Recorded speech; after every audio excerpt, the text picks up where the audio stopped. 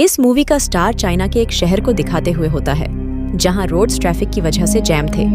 और यहीं एक कार में हम एक छोटे बच्चे फेई को देखते हैं जो अपनी कार के मिरर को नीचे करके विंडो से इर्द गिर्द देख रहा था। लेकिन तब उसे कुछ अजीब फील होने लग जाता है। वो देखता है कि रेस्टोरेंट में बैठे हुए लोगों का सारा खाना हवा में उड़ने लगा है। यहाँ वो देखता है कि सभी लोग अपनी कार से निकलकर रोड पर जमा हो गए हैं और आसमान की तरफ देख रहे हैं, जहां आसमान पर एक जाइंट मॉन्स्टर हर चीज को अपनी तरफ खींच रहा है। वहां खड़े हुए सारे लोग उस मॉन्स्टर को देखकर बहुत ज्यादा डर रहे थे, क्योंकि वो मॉन्स्टर इस सिटी की हर चीज को खा रहा था। और इस चीज को देखते हुए अब लोग उस जगह से दूर भाग रहे थे। वो मॉन्स्टर आहिस्ता आहिस्ता शहर के अंदर लोगों के करीब आता जा रहा था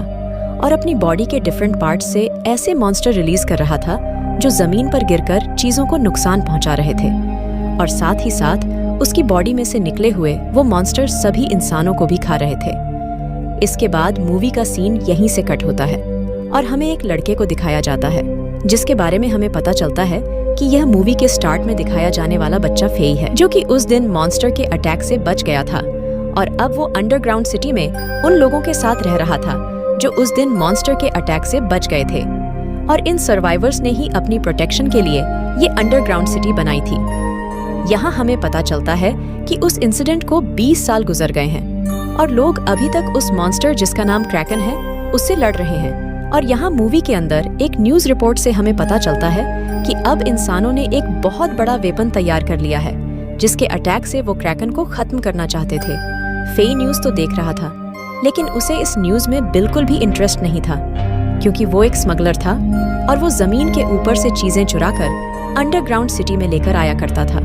और इस काम में उसकी एक पार्टनर भी थी जिसका नाम सासा था। फेई अभी भी कुछ चीजें चुराकर होटल के अंदर एक आदमी के पास आता है जो कि एक गैंगस्टर था, और फेई उसे अपनी चीजें बेचा करता था। इससे पहले कि फेई उस गैंगस्टर से कुछ बात करता, गैंगस्टर के लोग फेई को पकड़ लेते हैं, क्योंकि फेई ने उस गैंगस्टर को ऐसी कैंडी सेल की थी जिसको खाकर उस गैंगस्टर की बेटी का फेस खराब हो गया था। और इसका बदला लेने के लिए वो लोग फेई का फेस जलाने ही वाले थे कि बहुत ही होशियारी से फेई अपनी पॉकेट में रखा हुआ मॉन्स्टर क्रिएचर उन लोगों पर फेंकता है, जिससे वो लोग डर जाते हैं और फेई वहां से भाग जाता है। लेकिन कुछ ही सेकंड बाद उन लोगों को पता चलता है कि ये क्रिएचर तो नकली है और वो लोग अब फेई को पकड़ने के लिए उसके पीछे भागते हैं। फेई यहाँ से रूफ पर चला गया था और अब उसके पीछे गैंगस्टर भी थे और उसने अब गैंगस्टर से बचने के लिए रूफ के नीचे जंप कर दी थी। पर यहाँ वो गैंगस्टर ये देखकर हैरान होते हैं कि फेई अभी भी जिंदा है और असल में उसे उसकी पार्टनर सासा ने बचाया था। और वो लोग अब गैंगस्टर का मजाक बनाते हुए अपनी फ्लाइंग कार में वहां में उड़कर चले जाते हैं। पर यहाँ वो नोटिस करते हैं कि वो गैंगस्टर भी उनके पीछे हैं। यहाँ फेई और सासा के पास उन गैंगस्टर से बचने का और कोई रास्ता नहीं था, सिवाय इसके कि वो अब अर्थ की सरफेस पर चले जाएं, जहां वो जाइंट मॉन्स्टर क्रैकन और उसकी बॉडी से निकले हुए छोटे छोटे मॉन्स्टर हैं, जो कि उनके लिए खतरा थे और उनको खा सकते थे। यहाँ गैंगस्टर्स भी फेई के साथ साथ अर्थ के सरफेस पर आ जाते हैं और कुछ ही दूर जाने पर फेई की कार में वार्निंग अलार्म बजने लग जाते हैं। उनको पता चल जाता है कि उनके करीब मॉन्स्टर्स हैं जो उनको किसी भी वक्त खा सकते हैं। और अभी वो लोग यही सोच रहे होते हैं कि बहुत सारे मॉन्स्टर्स उनकी कार पर अटैक कर देते हैं। दूसरी तरफ यही मॉन्स्टर्स गैंगस्टर की भी कार पर अटैक कर देते हैं और एक एक करके गैंगस्टर के सारे आदमियों को खा लेते हैं, सिवाय गैंगस्टर के यहाँ फेई, जो कि खुद भी अपनी कार के जरिए उन मॉन्स्टर्स से लड़ रहा था। वो जैसे ही देखता है कि गैंगस्टर खतरे में है तो वो उसे बचाने का फैसला करता है और अपनी कार को टर्न करते हुए वो सारे मॉन्स्टर्स को दूर गिराता है और स्टीयरिंग सासा को देते हुए वो खुद डोर तक आता है। तभी वो गैंगस्टर अपनी कार से जंप करता है और फेई उसे कैच कर लेता है। ऐसे वो गैंगस्टर को तो बचा लेते हैं, लेकिन तभी उनकी कार आउट ऑफ कंट्रोल हो जाती है और बिल्डिंग से टकरा जाती है। लेकिन उन लोगों को कोई चोट नहीं आती और वो लोग अपनी गाड़ी से सही सलामत बाहर निकलते हैं। लेकिन तभी उन्हें यहाँ पर कुछ अजीब फील होता है जब वह सासा के पीछे कार के ऊपर एक मॉन्स्टर को देखते हैं। फिर जल्दी से सासा को पकड़कर उस बिल्डिंग से बाहर निकलता है, जबकि वो गैंगस्टर एक कंक्रीट उस मॉन्स्टर को मारता है। लेकिन इस अटैक का उस मॉन्स्टर पर कोई असर नहीं होता उल्टा वो मॉन्स्टर गैंगस्टर पर ही अटैक करने वाला होता है और अब गैंगस्टर भी जल्दी से फेई के पीछे उसके साथ भागने लग जाता है। और तभी हम देखते हैं कि वो जाइंट मॉन्स्टर आकर उन तीनों को खाने ही वाला था। तभी बहुत से सोल्जर्स इस बिल्डिंग में एंटर होते हैं और वो मॉन्स्टर को चारों तरफ से घेर कर उस पर फायरिंग स्टार्ट कर देते हैं। फायरिंग का मॉन्स्टर पर कुछ खास असर नहीं होता और वो अपने करीब खड़े हुए सोल्जर को वहां से बहुत दूर गिराता है। ये देखते हुए एक दूसरा सोल्जर जोश में आ जाता है और वो एक मेटल रॉड को पकड़ते हुए मॉन्स्टर की तरफ जंप करता है और सोल्जर वो रॉड मॉन्स्टर के मुंह में डालकर साइड पर हो जाता है, जिससे मॉन्स्टर को बहुत ज्यादा दर्द होता है। मॉन्स्टर दर्द से गुर्रा ही रहा था कि यहाँ पर दूसरा सोल्जर अपने एक बहुत बड़े वेपन से उस पर फायर करता है और वो सभी सोल्जर मिलकर उस मॉन्स्टर को मार देते हैं और दूर खड़े हुए फेई और उसके साथी भी यह सब कुछ देख रहे थे। अब जैसे ही सोल्जर्स फेई और उसके साथी की आईडी चेक करते हैं तो उनको पता चलता है कि यह तो स्मगलर हैं। सोल्जर्स उन्हें जेल में डालने वाले थे और अब उन सोल्जर्स से बचने के लिए उनके पास एक ही रास्ता था कि वो लोग अपनी फ्लाइंग कार सोल्जर्स को डोनेट कर दें। इसके बाद हम उन तीनों को सोल्जर्स के साथ उनकी कार में देखते हैं, जहां से अचानक उनकी कार ऊपर की तरफ उड़ने लगती है और देखने पर पता चलता है कि जाइंट मॉन्स्टर उस कार को अपने अंदर एंगल्फ करने वाला है। जब उनके पास बचने का कोई रास्ता नहीं रहता तो सांसा उठती है और अपनी कार को एक्स्ट्रा जर्ट एनर्जी देते हुए मॉन्स्टर के मुंह से बाहर निकाल लेती है। एनर्जी से कार के इंजन्स फेल हो जाते हैं और वो कार मॉन्स्टर के मुंह से दूर हवा में ही ब्लास्ट हो जाती है, लेकिन सारी टीम बच जाती है और वो लोग अब जमीन पर आकर दोबारा इकट्ठे होते हैं। उन्हें यहाँ पर कोई मॉन्स्टर तो नजर नहीं आ रहा था, पर इर्द गिर्द से बहुत ही अजीब आवाजें आ रही थीं। फिर कुछ ही सेकंड्स में एक बहुत बड़े स्टैचू के अंदर से वो छोटी छोटी क्रिएचर्स बाहर निकलना शुरू हो जाती हैं, जो कि मॉन्स्टर अपनी बॉडी से रिलीज करता था। सभी सोल्जर्स इकट्ठे होकर उन छोटी छोटी क्रिएचर्स पर अटैक कर रहे थे और उनको मार रहे थे। अब उनमें से एक सोल्जर उस बड़े से स्टैचू के ऊपर अटैक कर देता है, जिससे वो स्टैचू डिस्ट्रॉय हो जाता है और इसका कोई फायदा नहीं होता बल्कि नुकसान ही होता है, क्योंकि उसके अंदर से सारी मॉन्स्टर क्रिएचर बाहर आ गई जो कि उस अटैक से मरी नहीं थी।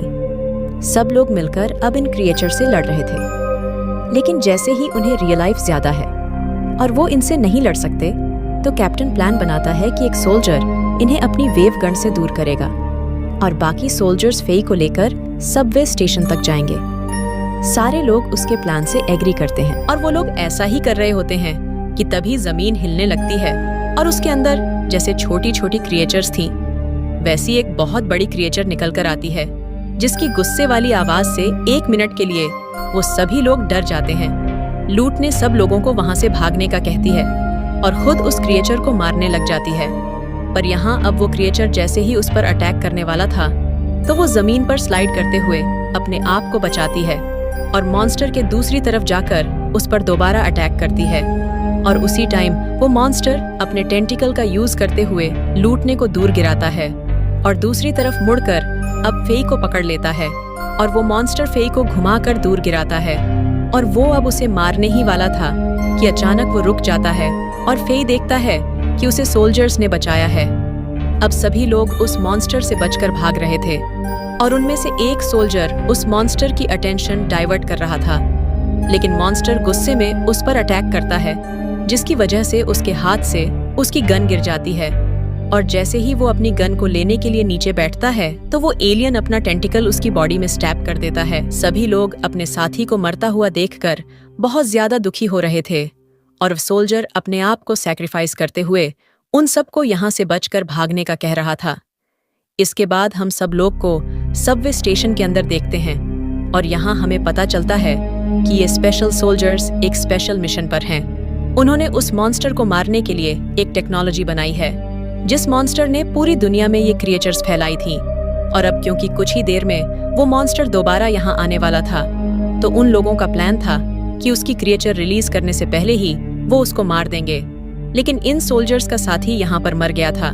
तो बाकी सोल्जर्स बहुत ज्यादा दुखी थे और उनमें से एक सोल्जर तो ये भी कह देता है कि अब हमें ये नहीं करना और साथ ही अब अपनी फ्रेंड की मौत का जिम्मेदार फई को कहता है। यहाँ कैप्टन उनकी लड़ाई खत्म करता है और कहता है कि अब हमें मिलकर वो मिशन कंप्लीट करना होगा ताकि उनकी फ्रेंड की मौत बेवजह ना रहे जहां पर फेई को भी एहसास होता है कि सिचुएशन ज्यादा खराब हो रही है और वो अब सोल्जर्स की मदद करने के लिए उनको एक खुफिया रास्ता बताता है। जिस रास्ते से वो चीजें स्मगल किया करता था, वो सभी लोग उस टनल से होते हुए अंडरग्राउंड सिटी में जा रहे थे कि तभी वहां पर वो क्रिएचर्स अटैक कर देती हैं। और आखिर जब वो लोग अंडरग्राउंड सिटी तक पहुंचते हैं तो ये देखकर शॉक हो जाते हैं कि मॉन्स्टर ने अब अंडरग्राउंड सिटी पर भी अटैक कर दिया था और यहाँ पर भी सारे लोग मर गए थे। और अब वो लोग चलते चलते एक सोल्जर की डेड बॉडी तक पहुंचते हैं जहां उसकी वॉकी टॉकी से कुछ आवाजें आ रही थीं। कैप्टन जल्दी से वो वॉकी टॉकी उठाकर रिस्पॉन्ड करता है और यहाँ कंट्रोल सेंटर में सब लोग ये देखकर हैरान हो जाते हैं कि वहां पर कोई सरवाइव भी कर रहा है। और अब कैप्टन्स को बताया जाता है कि वो मॉन्स्टर क्रैकन सिर्फ 3 मिनट में इस शहर के ऊपर आएगा। अब सिर्फ हमारे पास 3 मिनट हैं। अपने मिशन को लॉन्च करने के लिए वो सब लोग जल्दी से वेपन स्टेशन की तरफ निकलते हैं, पर यहाँ एक्सीडेंटली फेई और कैप्टन अपने बाकी साथियों से बिछड़ जाते हैं। अब फेई और कैप्टन वहां से भाग रहे थे कि उनके पीछे एक मॉन्स्टर लग जाता है और वो लोग हार्ट से जंप कर देते हैं, जिसकी वजह से मॉन्स्टर तो नीचे गिर जाता है, पर वो लोग अपने सामने ब्लॉक्स को पकड़ लेते हैं और उन पर चढ़ते चढ़ते वो लोग लंचिंग गेट तक पहुंचते हैं। और यहाँ आकर उन्हें पता चलता है कि वो गेट लॉक है और यहाँ का इलेक्ट्रिकल सिस्टम भी खराब हो गया है। सासा लूटने के साथ मिलकर उसे ठीक करने की कोशिश करती है और तभी वहाँ पर एलियन क्रिएचर अटैक करना शुरू कर देती है जिनसे बाकी सोल्जर्स लड़ रहे थे। सासा वो कनेक्शन ठीक कर लेती है और गैंगस्टर जैसे ही स्विच ऑन करने लगता है तो उसे करंट लग जाता है और उसका हाथ जल जाता है। अब वो गैंगस्टर गेट को हर हाल में खोलना चाहता था क्योंकि वो भी ह्यूमैनिटी को बचाना चाहता था और इस काम के लिए वो अपना रोबोटिक हैंड यूज करता है। वो जैसे ही लीवर ऊपर कर गेट की तरफ बढ़ता है तो वो लीवर दोबारा नीचे गिर जाता है और इसके बाद वो डिसाइड करता है कि वो लीवर को ऊपर करके रखेगा और सभी लोग उस गेट के अंदर जाएंगे। और दूसरी तरफ वो सोल्जर जो कि क्रिएचर से लड़ रहा था, उस पर एक क्रिएचर अटैक कर देती है और वो मरते हुए सभी सोल्जर से कहता है कि तुम लोग गेट के अंदर जाओ और मिशन पूरा कर इंसानों को बचा लो। और सब लोग जैसे ही गेट के अंदर जाते हैं तो वो सोल्जर उनकी आंखों के सामने अपने आप को ब्लास्ट कर लेता है, जिससे वहां पर मौजूद सारी क्रिएचर्स भी मर जाती हैं। यहाँ वो लोग अपने 3 साथियों के मरने पर बहुत ज्यादा दुखी थे और इसीलिए अब फेई, जो कि इस मूवी का मेन कैरेक्टर है, वो जोश में आ जाता है और वो कहता है कि हमारी साथियों की मौत जाया नहीं होगी, बल्कि हम अब हर हाल में उस क्रैकन को मारेंगे और उसकी तबाही से इस दुनिया को बचा लेंगे। कैप्टन अब अपनी डिवाइस लॉन्चर के अंदर डालता है। वो लॉन्चर डिवाइस एक ऐसी जगह पर लगाई गई जहां ठीक ऊपर से क्रैकन गुजरता था और क्रैकन के आते ही वो लोग अपने मिसाइल से उसे मारना चाहते थे और फिर हेडक्वार्टर से मिशन स्टार्ट होने का ऑर्डर मिलता है और हर शहर से एनर्जी उस लॉन्चर मशीन को दी जाती है, जिससे उसके अंदर लाइट्स ऑन होती हैं और एक बहुत बड़ी लेजर आसमान की तरफ ट्रेवल करती है जो कि सीधा जाकर मॉन्स्टर पर अटैक कर रही थी और उसको मारने ही वाली थी कि तभी एनर्जी के कम होने की वजह से वो लॉन्चर मशीन रुक जाती है और वो क्रैकन अपने पेट में एक बड़े से सुराख के साथ जिंदा रह जाता है। वो लोग अपनी हार को मानने ही वाले होते हैं कि अचानक फेई बोलता है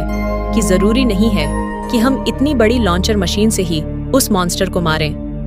हम अगर अपना बनाया हुआ वेपन उस लॉन्चर मशीन में डाले बगैर भी उस मॉन्स्टर के मुंह के अंदर डालें तो भी मॉन्स्टर मर सकता है। और इस काम के लिए उन्हें एक फ्लाइंग कार की जरूरत थी जो कि इस लॉन्चर मशीन की लिफ्ट के जरिए आसमान में मॉन्स्टर तक जाएगी। कैप्टन अपने कमांडर को सब कुछ एक्सप्लेन करता है जो उन्होंने प्लान बनाया था और उनको बस अब इलेक्ट्रिसिटी चाहिए थी जो कि वो बहुत से शहरों से लेकर उस लॉन्चर सेंटर को दे सकते थे। और अब कमांडर भी ये खतरा लेने के लिए तैयार हो जाता है और अब मूवी का मेन कैरेक्टर फेई अपना वेपन लेकर कार के अंदर बैठता है और उसे लॉन्चर मशीन की लिफ्ट के जरिए ऊपर की तरफ उड़ा दिया जाता है। कोई उस क्रिएचर क्रैकन के अंदर से निकलने वाली क्रिएचर से बचते हुए उस तक पहुंचने ही वाला था कि तभी उसकी कार ब्लास्ट हो जाती है, पर लकीली फेई बच जाता है और एक फ्लाइंग स्केटबोर्ड के जरिए वो उस वेपन को लेकर क्रिएचर की तरफ बढ़ता है। वो जैसे ही क्रैकन के पास पहुंचता है तो उसके मुंह में वो वेपन फेंक देता है, जिससे उसके मुंह में जाने से एक बहुत बड़ा ब्लास्ट होता है जिससे क्रैकन भी मर जाता है और उसकी बॉडी से रिलीज होने वाली सारी क्रिएचर्स भी इस दुनिया पर मर जाती हैं। क्योंकि क्रैकन ही उनकी क्वीन थी। और जब क्वीन को मार दिया गया था तो बाकी सारी क्रिएचर्स खुद मर गए। वो लोग बहुत खुश थे क्योंकि उनका मिशन कंप्लीट हो गया था और लोग हमेशा हमेशा के लिए उस क्रैकन के खतरे से आज़ाद हो गए थे। पर यहाँ सासा बहुत ज्यादा दुखी थी क्योंकि वो आज के बाद अपने दोस्त को नहीं देख सकती थी। सीन यहीं से शिफ्ट होता है और हमें दिखाया जाता है कि सब लोग अंडरग्राउंड सिटी से अब अर्थ की सरफेस पर मूव कर रहे थे। सासा सबको देखकर बहुत ज्यादा खुश थी, लेकिन अंदर से वो फेई को खोने की वजह से बहुत ज्यादा दुखी थी और अब वो उदास होकर उस जगह पे जाती है जहां पर वो हमेशा फेई से मिला करती थी। और यहाँ वो होता है जो वो एक्सपेक्ट भी नहीं कर रही थी, यानी यहाँ पर फेई अपनी कार में आता है, जिससे हमें पता चलता है कि फेई उस दिन बच गया था और अब वो दोनों मिलकर अर्थ के सरफेस पर जाने की तैयारी कर रहे थे, जहाँ पे उन लोगों का फ्यूचर था। और यही दिखाते हुए ही ये मूवी एंड हो जाती है।